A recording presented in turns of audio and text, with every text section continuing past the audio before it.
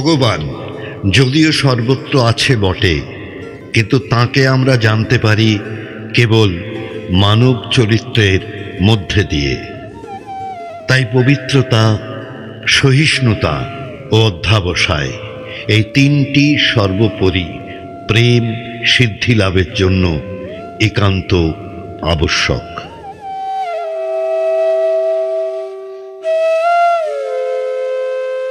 সন্ন্যাসী কি একদিনেই হয়েছিল? ছোটবেলা থেকে ওই দিকে তার ছিল ঝোঁক। স্কুলে কোনো ছেলে নূতন ভর্তি হতে এলেই তাকে জিজ্ঞেস করত ওই বালক, তোদের বংশে কেউ সন্ন্যাসী হয়েছে, গিয়েছে কেউ ঘর বাড়ি ছেড়ে? সে খবর তোর দরকার কি?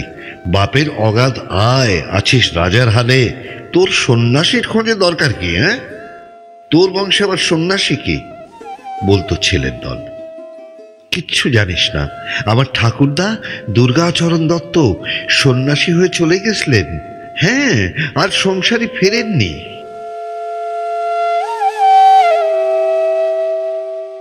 সিমলার দত্তরা বড় লোক, বিখ্যাত, 12 মাসে 13 পার্বণ।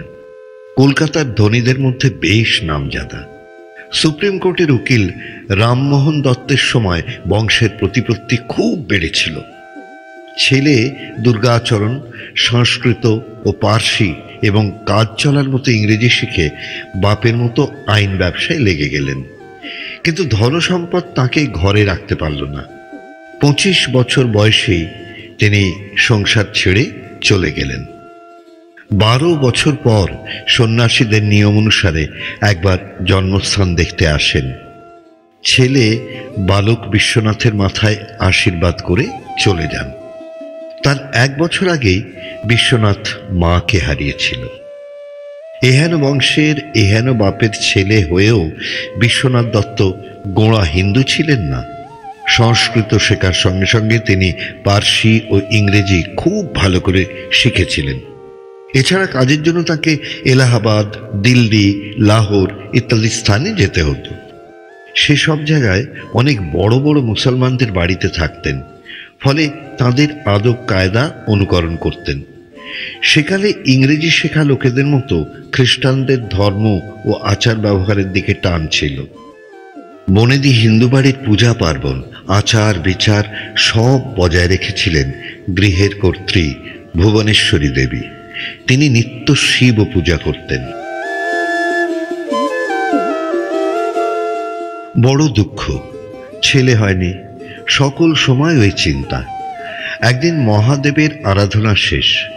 মহাদেবের ধ্যানে বিভোর, তন্দ্রায় আচ্ছন্ন ঘণ্টার পর ঘণ্টা।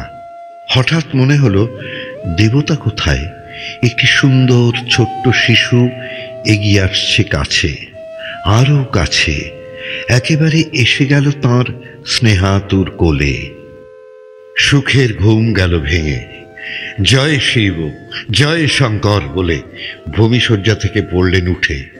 সর্বাঙ্গ শিউরে উঠল। সে কি আলো, সে কি আনন্দ!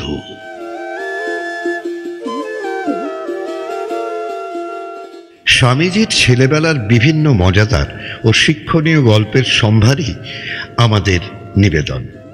আর অন্যান্য গল্পসহ এই সিরিজ শুনতে হলে ফলো করো তোমাদের প্রিয় চ্যানেল গপ্প জংশন। নতুন ভিডিও নোটিফিকেশন পেতে বেল আইকনটিতে অবশ্যই ক্লিক করো। তাহলে দেখা হচ্ছে আবার আগামী সপ্তাহে।